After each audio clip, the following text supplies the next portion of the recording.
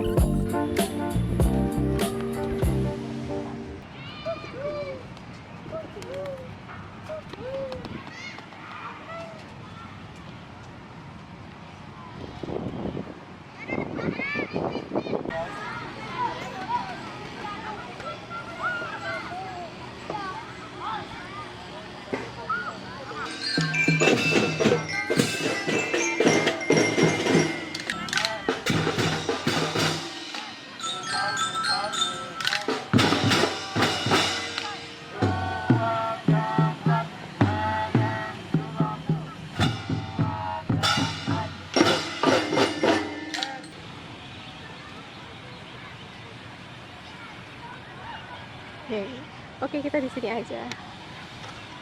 Kita tidak berhasil menemukan banyak keringat, tidak berhasil menghasilkan banyak keringat. Menghirup udara segar.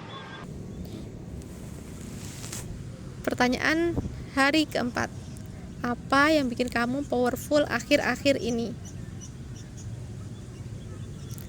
That's why aku hari ini udah outfit olahraga nih guys, lagi di alun-alun, lagi nyari keringat biar lebih kuat. Hahaha. Ini alun-alun Lumajang guys, sepi kan? Seorang introvert ini mencari tempat yang sepi. Apa yang bikin aku powerful akhir-akhir ini? Powerful itu maksudnya kita punya kekuatan untuk melakukan sesuatu. Biasanya muncul karena 4 hal, yaitu kekuatan fisik. Apakah fisikku lagi kuat? Not really, because aku jarang olahraga. Lagi sakit-sakit semua. Yang kedua ada kekuatan emosi. Ketika kita bisa mengendalikan emosi kita, nggak labil, nggak gampang marah akan sesuatu yang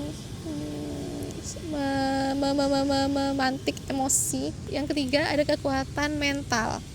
Kekuatan mental ini ketika kita bisa merasa fokus. Ketika kita bisa mengendalikan ketakutan di waktu yang dulu. Dan yang terakhir ada kekuatan spiritual. Kekuatan spiritual ini seperti iman dan harapan. Aku rasa aku punya kekuatan itu deh, alhamdulillah. Kekuatan iman ini juga yang bisa membuat para sahabat melewati tindasan, melewati semua ujian ya, kuat melewati semua hal.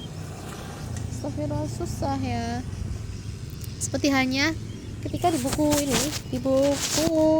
The Incredible Me ini dijelaskan, iman itu kawan yang mengilhami Abu Bakar memasang badan membela Rasulullah ketika hampir semua penduduk Mekah tak percaya kisah Isra Mi'raj.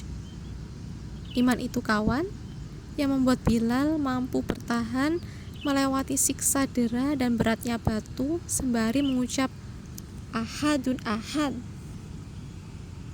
Iman itu kawan yang membuat generasi sahabat mampu melakukan hal-hal tak terduga hingga takjublah mata-mata dua imperium. Bagaimana mungkin seluruh Persia dan setengah wilayah Romawi dibebaskan hanya dalam waktu 50 tahun. Sedangkan dua kerajaan ini butuh 6 abad untuk saling serang dan menaklukkan. Ya, ada manajemen di situ. Namun imanlah penentu finalnya. Dan iman itu yang membuat Abu Sofyan berseru, "Wahai pertolongan Allah, mendekatlah." Di kecamuk pertempuran Yarmuk, padahal kedua matanya telah buta. Namun begitulah iman, membuat Abu Sofyan melihat apa yang orang biasa tak bisa lihat. See the invisible, do the impossible. Mereka tahu bahwa Islam merupakan kemuliaan, iman adalah perisai terkuat, dan menjadi muslim adalah nikmat tiada tara. Semua itu dimulai dari satu hal, yaitu mereka benar-benar memahaminya.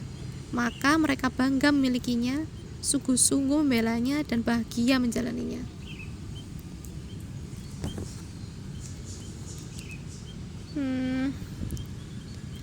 Aku bicara gini bukan berarti iman aku juga lagi kuat ya. Tapi aku mau sharing bahwa ya benar sih, ketika kita benar-benar memaknai, mempelajari, memahami benar-benar arti iman itu, ya bagaikan perisai yang terkuat. Ketika ada ujian apapun, ketika ada badai apapun, karena kita punya perisai iman itu, maka insya Allah kita masih bisa menjalani kehidupan ini dengan semangat. Dan jangan lupa berdoa, ya muqallibal qulub tsabbit qalbi ala dinik. Karena bisa jadi di pagi hari kita merasakan keimanan itu, tapi di sore hari nauzubillah, jangan sampai lah. Karena banyak kan kisah-kisah seperti itu yang biasanya sholat ibadah terus setiap hari, tapi ketika di akhir hayatnya nauzubillah melakukan kemaksiatan. Tapi ada juga cerita orang yang biasanya melakukan kemaksiatan, tapi di akhir hidupnya ia justru mendekat ke Allah, justru beribadah kepada Allah. Di situ mengajarkan kita bahwa kita harus senantiasa berdoa kepada Allah, ya muqallibal qulub tsabbit qalbi ala dinik.